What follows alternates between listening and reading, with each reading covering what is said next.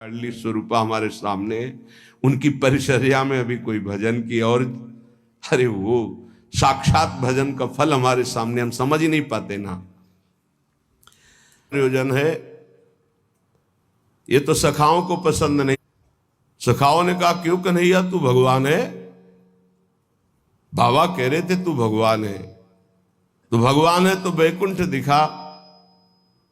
भगवान श्री कृष्णचंद्र जो मुस्कुराए अपने भोले सखाओं की बात सुन, तो ये ब्रह्म हृदय है, स्नान करो इसमें, फिर हम तुम्हें वैकुंठ का दर्शन कराएंगे।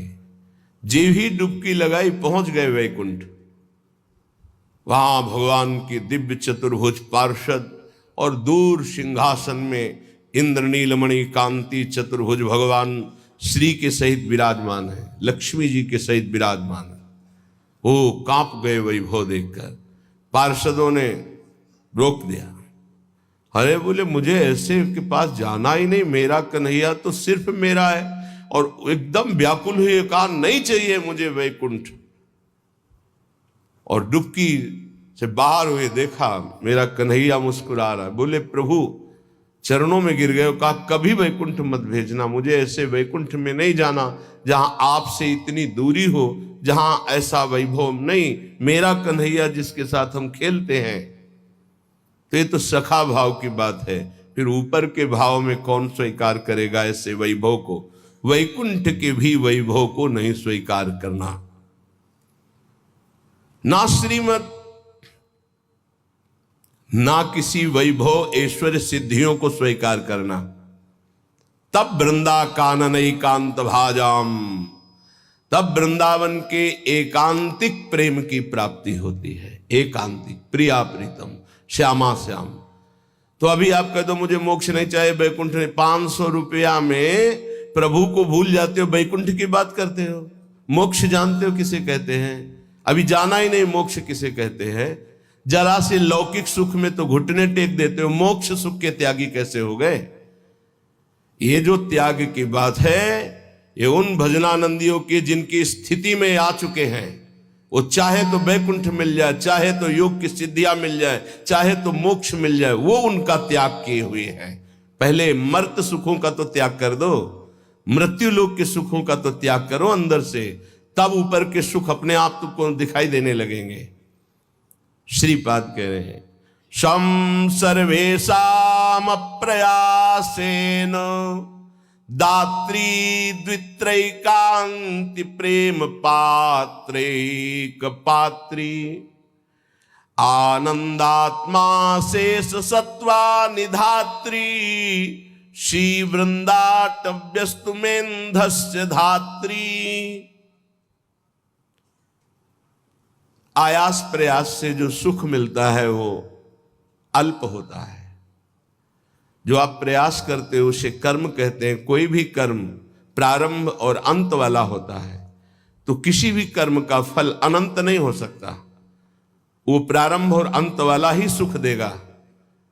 अनंत सुख की प्राप्ति कर्मों से नहीं होती, कर्मों के त्याग से होती है। जो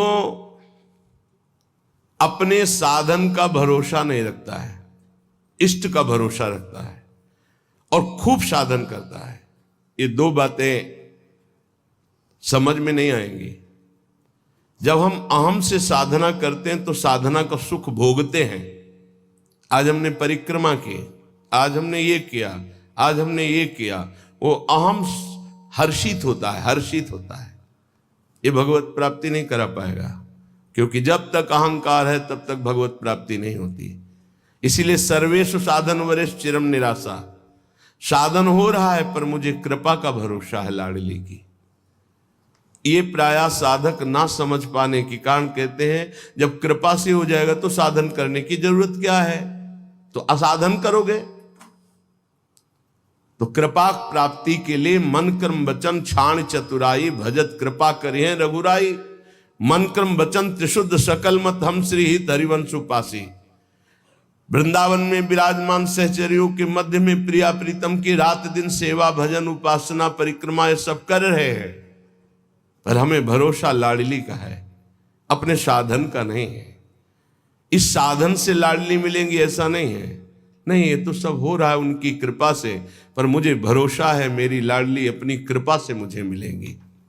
ये जल्दी समझ में नहीं आता, जब तक अहंकार है समझ में नहीं आएगा, आगे समझ में आ जाएगा। करते रहो, जब कृपा हो जाएगी, अहंकार गलित होगा, तब ऐसा अनुभव होगा।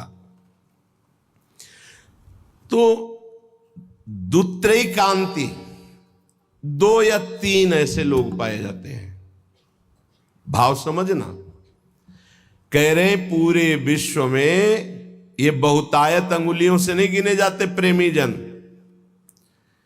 जिनको न राजाओं से मतलब है न देवताओं से मतलब है, वो स्वाप्निक सुख जो स्वर्गलोक आदि के सुख है उनसे मतलब नहीं है, जो मोक्ष से भी मतलब नहीं रखते, जो वैष्णो धाम वैकुंठ से भी मतलब नहीं रखते, वृंदावन की एकांतिक कुंज में बैठे हुए श्यामा श्याम का जस गा रहे हैं, श्यामा श्याम के लिए रुदन कर रहे हैं, जिनका आयास प्रयास से प्राप्त होने वाले सुख की कोई आकांक्षा नहीं है, ऐसे दुत्रैकांति, 2 या 3, सरल भाषा में समझिए, जो कहो हरिवंश रस बिरलो समझन हार, एक दोई जो खोजिए पाई सब संसार।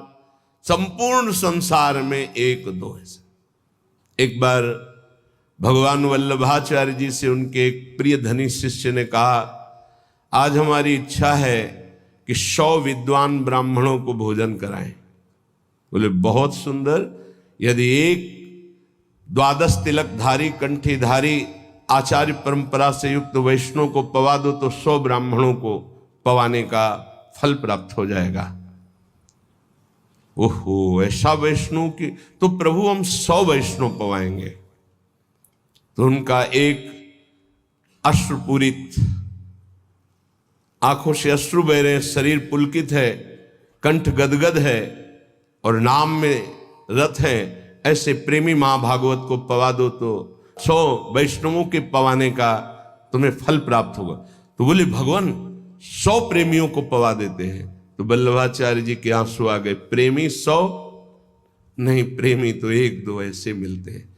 कैसे प्रेमी? यहां शर्त है, जिनका ना राजाओं से प्रयोजन है, ना देवताओं से प्रयोजन, ना वैकुंठ से प्रयोजन है, ना मोक्ष से प्रयोजन, केवल प्रियालाल के लिए तड़प रहे गदगद सुर, नैना सजल दंपति रस रहे भीन, ईगति वृंदा विपिन में फिरे प्रेम तल्लीन। ऐसे प्रेमी जनों का सानिध्य और दर्शन, ये विशेष भगवान की कृपा होती है, विशेष कृपा।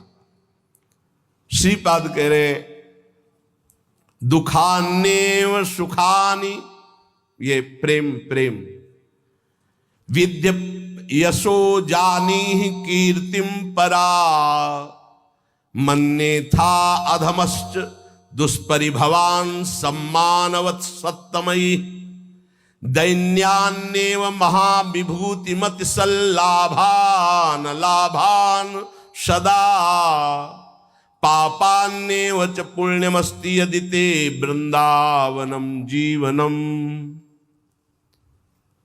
अगर प्रेम प्राप्ति करना है तो दुखों को गले लगाना सीखो, सच्ची कहते हैं।